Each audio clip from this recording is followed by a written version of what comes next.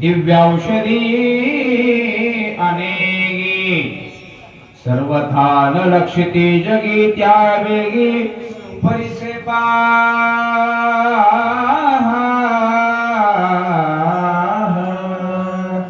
श्रीराम जय राम जय जय राम राम कृष्ण हरी नीलांबुज श्यामल कोमलांगम सीता समरोपितवामभगं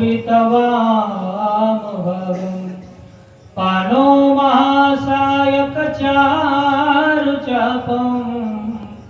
नमामि रामं रघुवंशनाथं। भगवान प्रभू रामचंद्र रायाच्या चरणी दंडवत। संत श्रेष्ठ हनुमंतराय ग्रंथकर्ते नाथबाबा गावोबा काका समस्त रामभक्ताच्या चरणी दंडवत करून कथाभाग शक्ती प्रसंग रेणापूर ग्रामस्थांनी सुंदर असं नियोजन केलेलं आहे। सर्वांच्या दर्शनाचा सुयोग आमच्या हरिभक्तीपरायण बदनी सर आणि गुट्टे महाराज यांच्या माध्यमातून येण्याचा प्रथमच संधी या ठिकाणी उपलब्ध झाली। हनुमंतराय ज्या वेळेला दिव्य औषधे आणण्यासाठी जात आहेत सूचना करू लागली ग्रंथ करते की हनुमंतराय ज्या दिव्य औषधी आहेत त्या दिव्य औषधी कोणत्या ठिकाणी आहेत नेमकं पूर्वोत्तर सांगितला। या द्रोणागिरी पर्वताच्या ठिकाणी आहेत, परंतु ती दिशा त्या पर्वताच्या उत्तर भागाला आहेत। त्या कोणत्या आहेत, कशा आहेत, कशा पद्धतीने शोधायच्या सांगतो आई। अम्लान पुष्पे ते दीप्यमान प्रभा सूर्य तेजा समान पर्णे सदा नित्य नूतन संवदन सुस्वागत। हनुमंतराय त्या ज्या औषधी आहेत त्या औषधीची जी पानं आहेत ती पानं कधीच सुकत नाही। जी पुष्प आहे पुष्प सुद्धा त्या ठिकाणी टवटवीत नेहमी राहत आहेत आणि चव जर त्या वनस्पतीची औषधीची पाहिजे असेल तर अतिशय सुस्वाद अशा प्रकारच्या दिव्य औषधे आहेत त्या घेऊन यायच्या आहेत। समुद्र मंथन अमृत निगता दैत्य भांडत पर्वती सांडले त्वरित औषधी तेत झालिया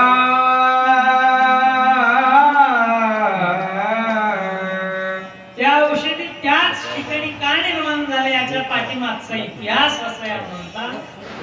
ज्या वेळेला समुद्र मंथन झाला आणि समुद्र मंथन झाल्याच्या नंतर त्या मंथनामधून दिव्य असणारा अमृत निघाला। त्या अमृताची प्राप्ती कुणाला नको आहे? अमृत प्रत्येकाला हवं आहे, कारण अमृत घेतल्याच्या नंतर होतं काय? अमृत घ्या तुम्ही।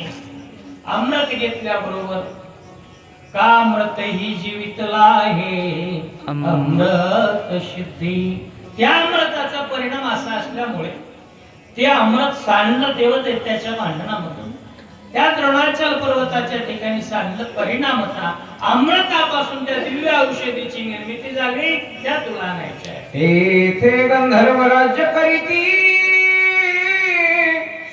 दुर्धर तयाची स्थिती औषधी अति यत्ने रखिती अहोरात्री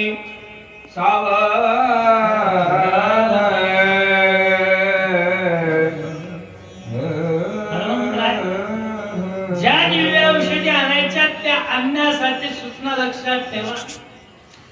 साधारण भाजीपाल्याचा मळा असेल तर त्याला काटेरी ताराचं कुंपण रक्षण करतात आणि ज्या दिव्य औषधी आणायच्या त्या औषधीला गंधर्वाचं संरक्षण आहे।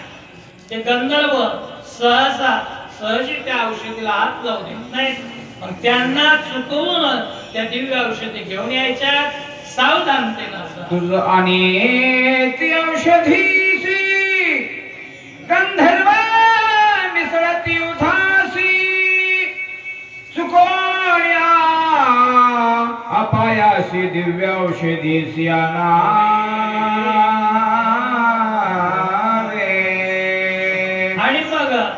निर्धारित वेळेमध्ये दिव्य औषध घेऊन यायचंय ना हनुमंता। वेळ साजेल तो तोरण बांधेल नियम आहे. आणि म्हणून एक करा, ज्या वेळेला युद्ध करण्यासाठी गंधर्व रणभूमीत उभा टाकतील त्यामध्ये जास्त वेळ घालू नका. युद्धाचा आव्हान करतील त्यामध्ये अडकून नसाल, सावध राहा आणि दिव्य औषधी घेऊन राक्षस नष्ट मायावी कपटे छळीते महाराघवी मार्गी घालिते महागोवे ते चुकवावे अति यत्ने.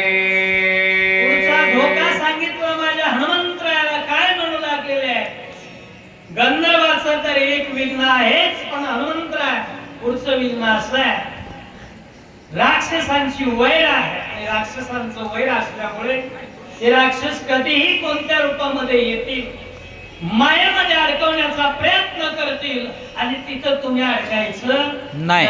साधू संतांचा हाच उद्देश आहे प्रत्येक जीवाला की बाबांनो, नको नको मना गुंतू माया गुंतून पडायचं नाही. राक्षस आले गुंतवण्याचा प्रयत्न केला तरी अडकू नका, असा सावधान. नाना परीच्या छळनौकी राक्षस छळित्या तर्क्या युक्ती ते सांडोनी मारो ते शीघ्र गती परतावे.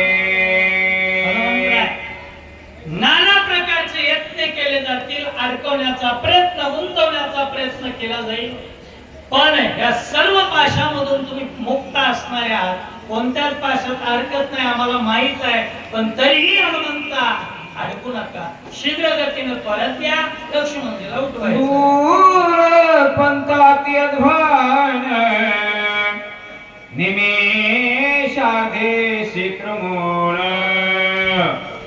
मनोवेगे तुझं गमन आम्ही संपूर्ण जाणतो. हनुमंतराय जरी पंथ दूर जरी असलं तरी तुमची ख्याती सुद्धा साधारण आहे का. कितीही कठीण काम असू द्या, एकदा सोपवलं तर पेलवण्याची जबाबदारी सामर्थ्य माझ्या हनुमंतरायामध्ये. दुर्गम काज जगत के जेते सुगम अनुग्रह तुम्हारे ते. हनुमंतराय किती अवघड काम असू द्या हो, सहज तुम्ही पार करता, म्हणून हा दुर्गम पंथ पार करून शीघ्र गतीने तथापि मार्गाची अगणिता तुझं सांगेन कपिनाथा. गमन करावया आता संख्यात तत्वता. आणि मग हनुमंतराय जायचंय ना ज्या रस्त्याला जायचंय.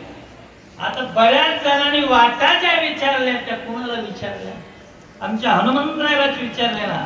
मार्ग कोणत्या वाटेने गेलं म्हणजे राम भेटले. पण त्याच हनुमंतरायाला म्हणू लागले मार्ग कसा आहे ऐका, अंतर किती आहे. या गावातून रेणापूर मधून पाथरीला जायचंय, अंतर 5-7 किलोमीटरचं अंतर.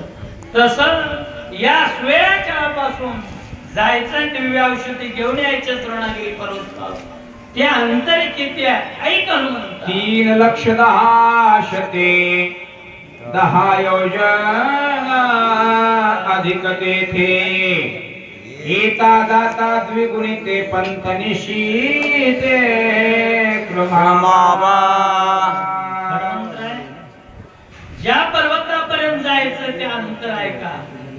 योजनामध्ये अंतर सांगितलं एके 3,01,010 योजन.